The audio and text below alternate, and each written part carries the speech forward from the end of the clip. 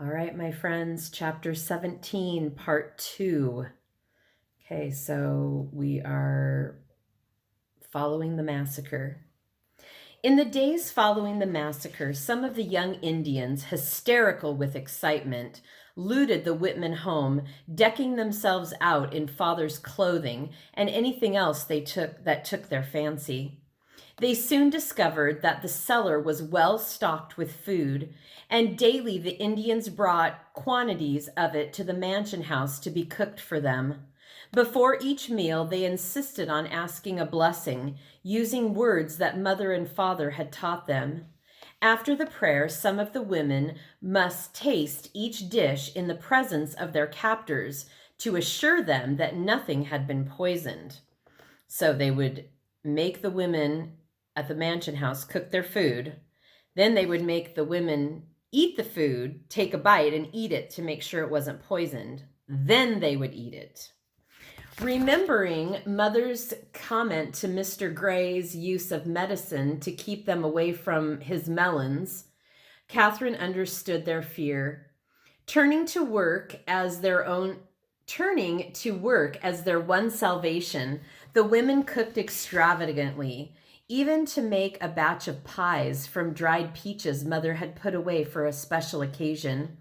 Old Beardy, an ugly fellow, ate so much of the pie that he became very sick and raised his usual howl of poison. No one knew what might have happened if an Indian woman had not laughed and shamed him for being so greedy. Next, the Indians brought bolts of calico from Mother's store and demanded that the women make them shirts. Every woman and girl who could hold a needle worked through the daylight hours and often by candlelight to finish the garments. After a few days, Lorinda Bewley became very ill, and one of the women caring for her called Catherine aside. "We need some of Dr. Whitman's No. 6 remedy. Could you go over to the house and bring a bottle of it from his medicine cabinet?" Evidently, she saw the fear in Catherine's eyes. She said gently, "The Indians do not hurt children. If one of us women tried to go, they might kill us." Catherine held in her quavering stomach and said, "I'll go." "Walk. If you run, they will chase you." Catherine stepped out of the mansion house. Not an Indian was in sight, but they knew they were watching her from their hiding places. Never had a road looked so long as the path leading to the wrecked Whitman house. She began to count steps. 1, 2, 3, then 10 steps, 20, 50, 100. She looked neither to the right nor the left, but kept her eyes steadily on the green door that had opened so long ago to welcome her into love and care. 200 steps, 250. She was over the threshold. She could not bear to look at the smashed table and chairs, the beautiful spode dishes laying in broken piles on the floor. She walked straight to the medicine cabinet, saw the bottle with No. 6 on the label, and reached for it. "What you do?" A rough voice stopped her. A hand gripped her shoulder. She held up her hands as Mother would have done. "Medicine for a sick child." The hand fell from her shoulder. She slipped the bottle into her dress pocket, turned, and walked out. Slow steps after slow steps, her heart pounding, throat dry, every nerve in her body urging, "Run, run!" But she did not run. Now she knew how many steps she would need to reach safety. At 200, she could hardly hold her feet in their slow pace. At 225, she stopped trying. In a bold dash, she reached the door. "You are a brave girl," the woman said, hugging her. "I told an Indian a lie. I said the medicine was for a sick child." A swift hug was the reply. Indian women, their faces wet with tears, began bringing to the mansion house things their men had stolen, including Mama's Bible and Papa's doctor's book. Old Stickus, father's friend, came weeping. "We have killed our best friends." So not everyone was happy with this. The women are bringing back the things that the Indians were stealing now. So there's some that are feeling very terrible about this. Frank's death seemed to prey on the minds of the Indian boys, who told Catherine he came back to them in their dreams. Only a few, though, seemed really to regret what they had done, and almost every day some young fellow told the women that if American soldiers came up from the Willamette Valley, all the captives would be killed. Maybe they would be killed anyhow. In the Indians' changeable mood, anything could happen. In spite of their growing fear that soldiers might come and thereby cause their deaths, the captives occasionally found something amusing that, for a moment, lifted the pall that hung over them.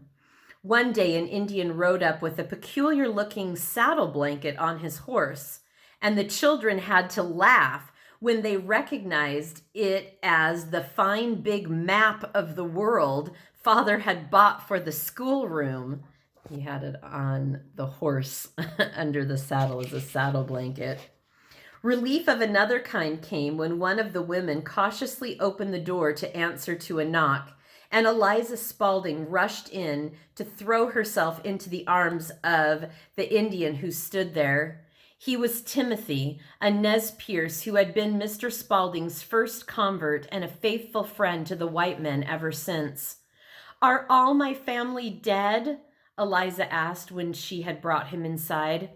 "No, little Eliza, they are all safe. Your father is on his way to Wallapoo when he heard that the doctor and his wife had been murdered, and he would be too if he went on to the mission. He had a hard time reaching Lapwee, traveling at night and hiding in the daytime, but he made it. Now I have come to take you home, if the Cayuse will permit." For a day, Eliza hoped against hope, but the word was no. Timothy had to leave without her. "Keep up your courage. We are all praying for you. You shall see your parents again," he assured her. The Cayuse said they would not let her go because they needed her for an interpreter. Mother's store of flour had been used up, and they did not know how to run the grist mill. They had spared the miller, but since he knew new Cayuse, they could not talk to him. They were aware that Eliza spoke their language and demanded that she go to the mill to interpret for them. Eliza looked wildly around the circle of women and children, their eyes pleading with her. She turned to her best friend.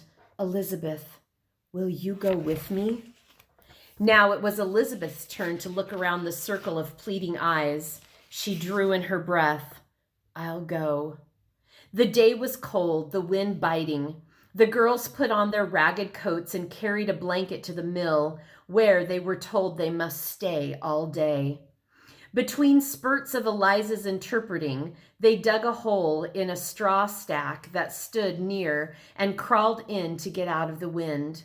Every few minutes, an Indian jerked Eliza from the hole to tell the miller what he wanted done. But when he had finished, he let her crawl in with Elizabeth again.